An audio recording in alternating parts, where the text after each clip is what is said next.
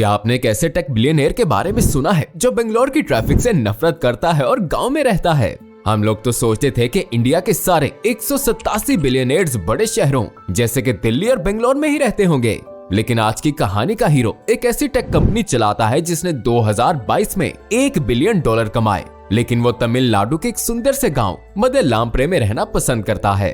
हाँ, बिल्कुल सही सुना आपने। जबकि बहुत से लोग तो सिलिकॉन वैली जैसी जगह पे रहने का सपना देखते हैं। ये बंदा तो अपनी आईटी कंपनी के हेडक्वार्टर्स अमेरिका से वापस तमिलनाडु ले आया। इसने 2021 में डेक्कन हेरल्ड को बताया, गांव में घूमना एक अलग ही अनुभव है, बेहद सुकून मिलता है।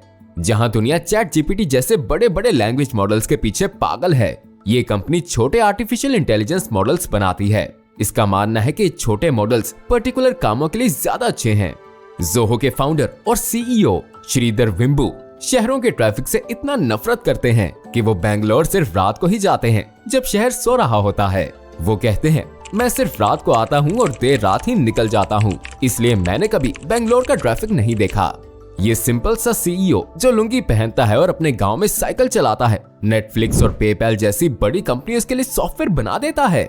इसकी सक्सेस का आखिर राज क्या है? चलो देखते हैं कि श्रीधर वेम्बू की जिंदगी और सक्सेस हम सबको क्या सीख दे सकती है। श्रीधर वेम्बू का जन्म 1968 में तमिलनाडु के एक किसान की फैमिली में हुआ था। बाद में उनके पापा स्टेनोग्राफर बनने के लिए चेन्नई चले गए, लेकिन गांव की जिंदगी ने छोटे वेम्बू पर काफी असर किया। स्कूल स्टूडेंट होने से ही श्रीधर वेम्बू बहुत तेज थे। स्कूल पूरा होने के बाद उन्होंने मद्रास यूनिवर्सिटी के famous informatics institute of technology में एंट्री के लिए ज्वाइंट एंट्रेंस एग्जाम दिया और इंडिया में 27th रैंक लाए। वो गांव से थे, इसलिए श्रीधर अपनी फैमिली के वो पहले आदमी थे जो कॉलेज में पढ़े। आईआईटी से 1989 में इलेक्ट्रिकल इंजीनियरिंग करके Shridhar Princeton University New Jersey चले गए। मास्टर और पीएचडी करने के साथ साथ उनके दिल में टेक वर्ल्ड में कुछ बड़ा करने का सपना था। वो बस पढ़ाई से ही खुश नहीं थे। उन्होंने क्वालकॉम सैन डिएगो में वायरलेस इंजीनियर बनके अपनी प्रोफेशनल लाइफ शुरू की। वहां काम करते समय उनके भाई ने सजेस्ट किया कि हमें इंडिया में बिजनेस करना चाहिए, जिससे देश का नाम बढ़ेगा और अपने लोगों की मदद भी होगी। 1996 में श्रीधर इंडिया आए और अपने भाई के साथ उन्होंने अपना पहला बिजनेस चालू किया।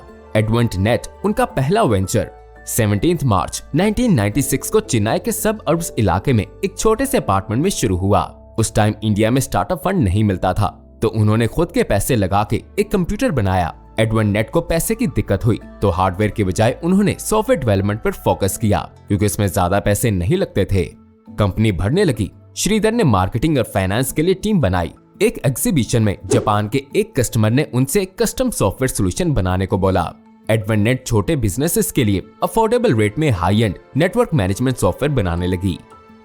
1998 के एंड में उन्हें एक बड़ा ऑर्डर मिला और कंपनी का रेवेन्यू $1 मिलियन हो गया। कंपनी सिर्फ 2 साल पुरानी थी और जब ईयरली रेवेन्यू $2 मिलियन पर पहुंचा तो श्रीधर को कंपनी $25 मिलियन में बेचने का ऑफर भी मिला। क्या आपको ऐसे ऑफर से लालच नहीं आएगा? जैसे आप किसी कंपनी से अभी $2 मिलियन कमा रहे हैं, पर उसको बेच के 10 गुना ज्यादा कमा सकते हैं।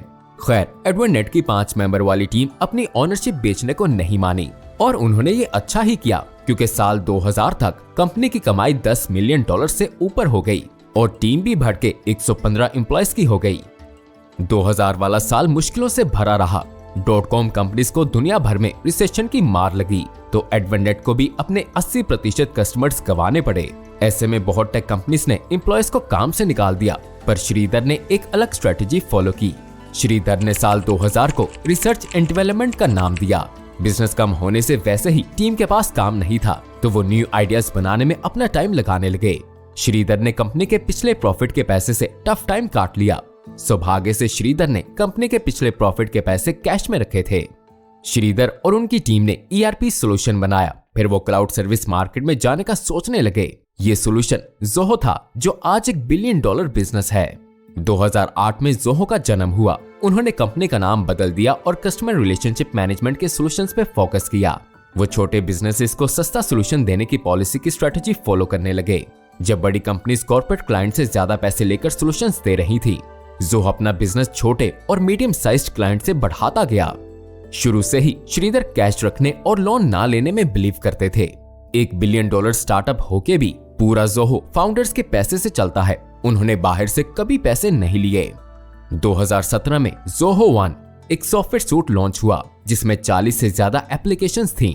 2018 में सिंगापुर और दुबई में ऑफिस खोला गया और कंपनी को एक्सटेंड किया गया। इसी साल उन्होंने जोहो अकेडमी भी बनाई जो फ्री ऑनलाइन बिजनेस एजुकेशन देती है। 2019 में कंपनी को और बढ़ाने के लिए नेदरलैंड यूरोप में पहला ऑफिस खोला गया। 2019 तक जोहो के 30 मिलियन यूजर्स हो गए। Zoho software top ISO 27018 certified हो गया और ऑस्ट्रेलिया में भी इन्होंने ऑफिस खोल लिया। कंपनी के इनोवेटिव प्रोडक्ट्स और किफायती रेट्स की वजह से ये कंपनी आगे बढ़ती रही। PC मैग ने उन्हें बेस्ट CRM का अवार्ड भी दिया। आजकल जोहो का पूरा पैकेज सिर्फ $30 पर मंथ पर यूजर में मिलता है। 2020 जोहो के लिए बहुत ही अच्छा साल रहा। उनकी यूजर बेस 50 मिलियन यूजर्स हो गई। कॉन्स्टलेशन रिसर्च INC ने उन्हें बेस्ट एंटरप्राइज सॉफ्टवेयर वेंडर का अवार्ड दिया। हालांकि 2020 में कोविड-19 की वजह से पूरी दुनिया परेशान थी, इसीलिए जोहो ने जोहो रिमोटली सॉल्यूशन लॉन्च किया, जिसकी वजह से घर बैठकर काम करना आसान हो गया। 2021 में जब कंपनी को 25 साल हो गए तो CEO श्रीधर वेम्बू को कॉन्स्टलेशन रिसर्च INC ने best enterprise CEO of the year का अवार्ड दिया। भारत सरकार ने उन्हें पद्मश्री अवार्ड भी दिया, जो कि इंडिया का चौथा सबसे बड़ा सिविलियन अवार्ड है। 2022 में जोहो ने टेक्सास और साउथ अफ्रीका में ऑफिस खोल लिए। अब तक ये कंपनी 160 देशों में 50,000 से ज्यादा कस्टमर्स के साथ काम कर रही थी। इनके सॉफ्टवेयर के वर्ल्ड वाइड 100 मिलियन से ज्यादा यूजर्स हैं और कंपनी में 16,000 लोग काम करते हैं। जोहो दुनिया भर में 500 से ज्यादा पार्टनर्स के साथ काम करता है और उनके 14 डेटा सेंटर्स हैं। कंपनी के कई और अवार्ड्स में एक और अवार्ड तब जुड़ा जब डिलॉयट ने जोहो को इंडिया की बेस्ट मैनेज्ड कंपनीज में से एक का अवार्ड दिया। अभी भी प्राइवेट कंपनी जोहो का प्रोडक्ट बंडल 55 से ज्यादा एप्लीकेशंस ऑफर करता है जो वेब और मोबाइल दोनों पे अवेलेबल है।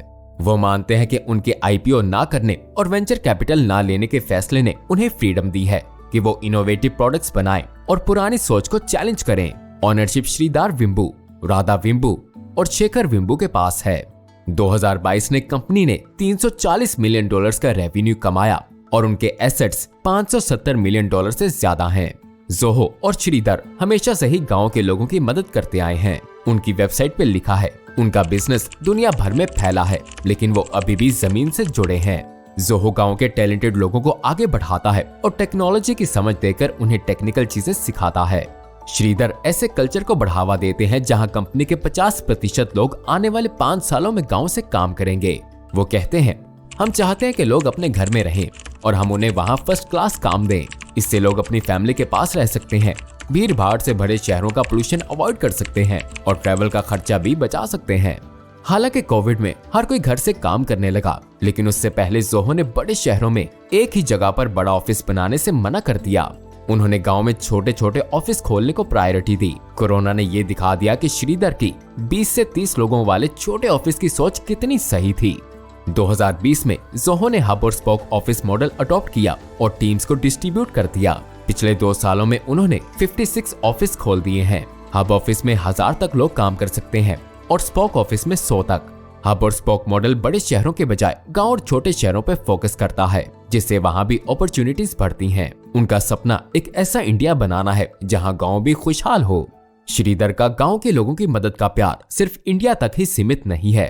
टेक्सास अमेरिका में उनके 375 एकड़ की कैंपस एक पुराने फार्म पर बनी है। 2018 के बिजनेस लाइन में श्रीधर को सोशल ट्रांसफॉर्मेशन में उनके काम के लिए चेंज मेकर अवार्ड मिला था। श्रीधर लोगों और सोसाइटी की मदद करने में बिलीव करते हैं। जोहो की कॉर्पोरेट कल्चर दूसरी टेक कंपनी से काफी अलग है। जोहो शुरू से ही फ्लैट हायरार्की फॉलो करता है और ओपन कम्युनिकेशन को एनकरेज करता है। श्रीधर नंबर्स को सब कुछ नहीं मानते। वो कहते हैं कि नंबर्स इंपॉर्टेंट तो हैं, पर आप परफॉर्मेंस को नंबर्स तक लिमिट नहीं कर सकते। ये गलत और निर्दयता है। पैंडेमिक में जोहो ने 10 कैसी इंडिया में एक फ्री स्कूल KKM खोला। KKM गाँव के बच्चों को लोकल लैंग्वेज में पढ़ाते हैं। अब वो कुंभम थैनी में भी एक KKM खोल रहे हैं। श्रीधर कहते हैं गांव के बच्चों को अपने एरिया की प्रॉब्लम सॉल्व करने के लिए जरूरी स्किल्स सिखानी चाहिए ताकि वो हाई वैल्यू चीजें बनाएं और अपनी कम्युनिटी को आगे बढ़ाएं। उनका जोहो स्कूल या जोहो यूनिवर्सिटी का आइडिया भी इसी विजन से आया है। 2005 में उन्होंने ये स्कूल्स और यूनिवर्सिटी एक एक्सपेरिमेंट की तरह स्टार्ट किया ताकि कॉलेज से निकलने वाले बच्चों और इंडस्ट्री की जरूरत के बीच गैप फिल किया जा सके। जोहो स्कूल्स ने 18 साल में 1400 से ज्यादा ग्रेजुएट्स निकाले हैं और यहाँ पढ़ाई करने के लिए फीस नहीं देनी पड़ती, बल्कि कोर्स पूरा होने तक हर महीने 10,000 रुपए का स्टाइपेंड मिलता है। तमिलनाडु, इंडिया में ये स्कूल्स 2 जगह हैं, जहाँ practical software engineering, English communication और मैथ्स पढ़ाया जाता है। जोहो स्कूल्स एक अल्टरनेट कॉलेज एजुकेशन प्रोवाइड करता है और कोर्स खत्म होने के बाद ही जोहो कंपनी में नौकरी मिल जाती है। नॉर्मल स्कूल से ये स्कूल बहुत अलग है। सिलेबस स्ट्रॉन्ग है और ग्रामर की जगह कम्युनिकेशन स्किल्स पर फोकस किया जाता है। सब क्लासरूम्स एसी और हाई स्पीड इंटरनेट वाले हैं और टीचर्स खुद भी प्रैक्टिशनर्स हैं। स्टूडेंट्स शुरू से ही देखते हैं और काम करना सीखते हैं। हालांकि जोहो क्लाउड बेस्ड सॉफ्टवेयर बनाने वाली बड़ी कंपनी है, पर इसके 10% एम्प्लॉयज के पास कॉलेज डिग्री नहीं है। श्रीधर को फैमिली और घर की वैल्यू की समझ है और कोलैबोरेशन के जरिए कनेक्टेड रहना भी जरूरी है, ऐसा वो मानते हैं। कंपनी का फोकस बड़े शहरों की जगह छोटी कम्युनिटीज पे है, जिससे रीजनल इकोनॉमीज आत्मनिर्भर बन सकें।